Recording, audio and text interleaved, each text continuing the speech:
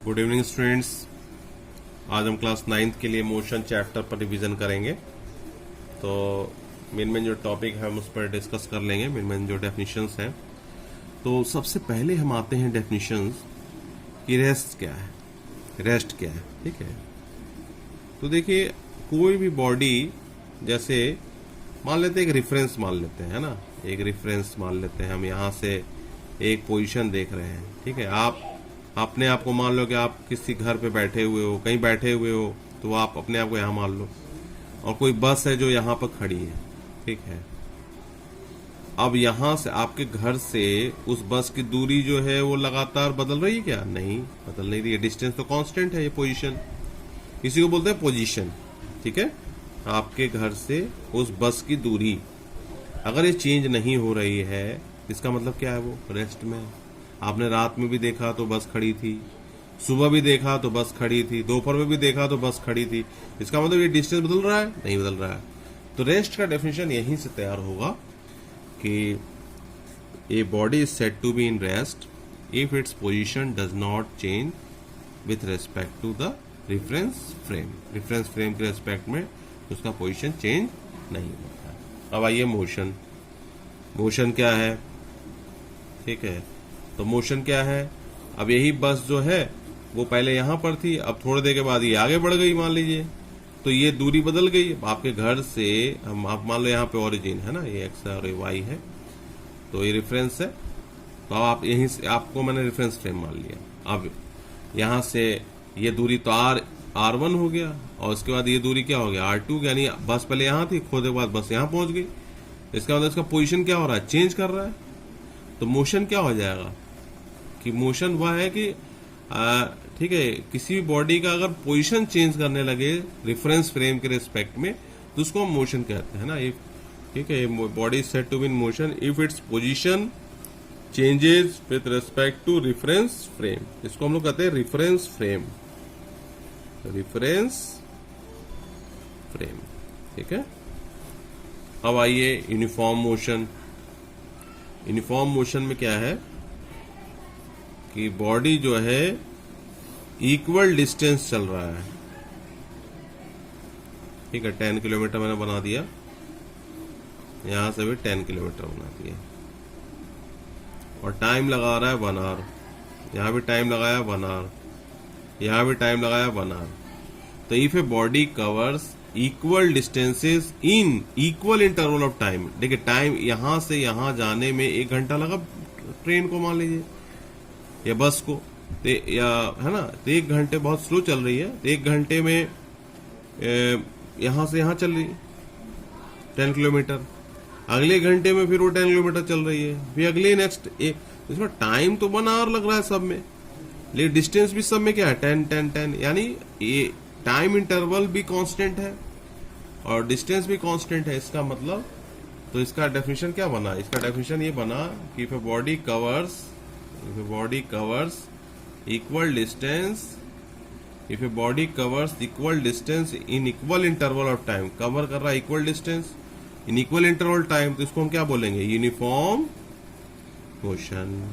ठीक है, और यदि यही बॉडी, अब एक बॉडी देखिए यहां पर, फिर समझिए कि यहां से यहां गया, फिर ये गया, और यहां पे बना दिया मैंने, है ना। अब यहां से लगा इसको 10 किलोमीटर गया, फिर ये चले गया 30 किलोमीटर, फिर ये चला गया 60 किलोमीटर। टाइम वही लगा 1 आवर। 1 आवर में यहां पहुंचा, 1 आवर में यहां पहुंचा, 1 आवर में यहां पहुंचा, लेकिन हर एक घंटे में उसका डिस्टेंस क्या हो गया? चेंज हो गया। यानी ये कैसा हो गया? ये हो गया non uniform motion. Non uniform motion. तो if a body covers unequal distances in equal interval time, time interval हमने सेम रखा, इक्वल रखा, लेकिन डिस्टेंस क्या रखा? अनइक्वल।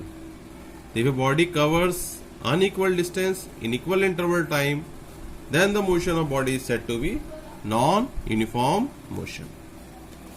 ठीक है, तो ये सब आपको याद रखना है। फिर आता है आपका स्पीड। स्पीड क्या है? तो स्पीड का सीधे फॉर्मूला याद रखिए, डिस्टेंस अपॉन टाइम होता है। ठीक है, देखिए किसी भी फंक्शन को अगर हम टाइम से डिवाइड करते हैं तो उसको हम रेट पढ़ते हैं। ठीक है, आपको मैं ऐसे समझाता हूं, जैसे देखिए, जैसे x/t तो टाइम से डिवाइड है, तो इसको हम बोलेंगे रेट ऑफ x। क्या बोलेंगे? रेट ऑफ x, है ना। बहुत शॉर्ट है, मैं आपको इजी वे में समझा रहा हूं, रेट ऑफ x। अच्छा, y/t को क्या बोलेंगे? रेट ऑफ y, है ना। x को बोलेंगे रेट ऑफ x, y को बोलेंगे रेट ऑफ y। अगर टाइम से किसी भी क्वांटिटी को आप डिवाइड कर देंगे तो उसको इसी तरह पढ़ते हैं, rate of x, rate of y। अच्छा, तो इसका मतलब जब ये भी टाइम से डिवाइड है तो इसको हम क्या पढ़ेंगे? इसको पढ़ेंगे रेट ऑफ डिस्टेंस। देखिए डेफिनेशन बन गया। स्पीड क्या है? The rate of distance travelled by A particle is called speed. Speed कहेंगे उसे, क्लियर। और उसी तरह एक और डेफिनेशन बन जाएगा, स्पीड के लिए हम लोग u भी लिख सकते हैं और v भी लिख सकते हैं। अब मैं आपको इसको भी कंफ्यूजन दूर कर दे रहा हूं आज। ठीक, देखिए कोई पार्टिकल अगर यहां जा रहा है, हमने मान लिया कि यहां पर 0 सेकेंड है, हम टाइम यहीं से स्टार्ट किया हमने, है ना, स्टॉप वॉच से, और 10 सेकेंड के बाद यहां पहुंच गया। यहां पे इसकी स्पीड थी 20 मीटर पर सेकेंड पार्टिकल की, और यहां पे इसकी स्पीड बढ़ गई 40 मीटर पर सेकेंड। तो देखिए, जो शुरू का जो स्पीड होगा ना, इनिशियल स्पीड, उसको हम u कहते हैं, और फाइनल स्पीड को क्या बोलेंगे? v कहेंगे। शुरू के स्पीड को u कहेंगे और फाइनल स्पीड को क्या कहेंगे? v कहेंगे। तो ये v हो गया। और जो ये डिस्टेंस चला उसको s बोलेंगे, क्लियर। ये कुछ टर्म्स हैं जो आपको ध्यान रखने हैं। u हो गया इनिशियल स्पीड, v हो गया फाइनल स्पीड, s ये डिस्टेंस हो गया। हम इसको u को वेलोसिटी भी कह सकते हैं, इनिशियल वेलोसिटी, शुरू की वेलोसिटी, v कहेंगे बाद की वेलोसिटी। हिंदी में u को हम लोग एक और बोलते हैं प्रारंभिक गति वेग। प्रारंभिक मतलब इनिशियल और v फाइनल, ठीक है। तो उसको अच्छे से आपको समझना है। अब आइए, उसके बाद हम आते हैं क्या कहते हैं, वेलोसिटी। वेलोसिटी क्या है? वेलोसिटी में, चूंकि ये स्केलर क्वांटिटी है ना, तो आपको पता ही होगा। वेलोसिटी में हो जाएगा डिस्प्लेसमेंट, डिस्प्लेसमेंट अपॉन टाइम। जैसे क्या पढ़ेंगे?